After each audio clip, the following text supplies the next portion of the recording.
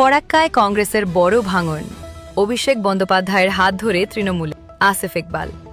লোকসভা নির্বাচনের আবহে মুর্শিদাবাদ জেলায় কংগ্রেসের গড়ে ফের বড়সড় ধস। ফরাক্কার দাপুটে যুব কংগ্রেস নেতা আসিফ ইকবাল আনুষ্ঠানিকভাবে যোগ দিলেন তৃণমূল কংগ্রেসে।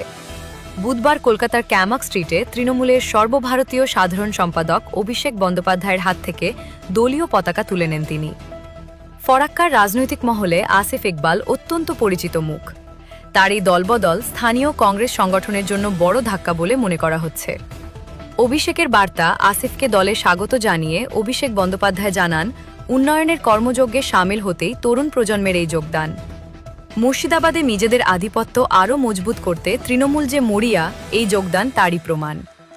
যোগদান পর্ব শেষে আসিফ ইকবাল সংবাদ মাধ্যমকে জানান, মমতা বন্দ্যোপাধ্যায়ের উন্নয়নমূলক প্রকল্প এবং অভিষেক বন্দ্যোপাধ্যায়ের সুদক্ষ নেতৃত্বের প্রতি আস্থা রেখেই তিনি এই সিদ্ধান্ত নিয়েছেন। ফরাক্কার মানুষের জন্য আরও বৃহৎ পরিসরে কাজ করতেই তিনি ঘাসফুল শিবিরকে বেছে নিয়েছেন। রাজনৈতিক বিশ্লেষকদের মতে আসিফ ইকবালের দলবদলের ফলে ফরাক্কা এলাকায় কংগ্রেসের ছাত্র ও যুব সংগঠনে বড়সড় শূন্যতা তৈরি হবে। অন্যদিকে বিধানসভা বা পঞ্চায়েত স্তরের পর এবার লোকসভা ভোটের আগে এই শক্তি বৃদ্ধি তৃণমূল শিবিরকে বাড়তি অক্সিজেন দেবে।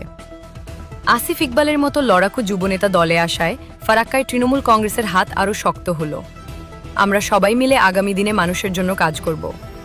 তৃণমূল জেলা নেতৃত্ব এই দলবদলের পর এখন দেখার, ফরাক্কার মাটিতে কংগ্রেস তাদের ঘর সামলাতে কী পদক্ষেপ নেয় এবং আসিফ ইকবালের অনুগামীরা কতটা প্রভাব ফেলতে পারেন আসন্ন দিনগুলিতে।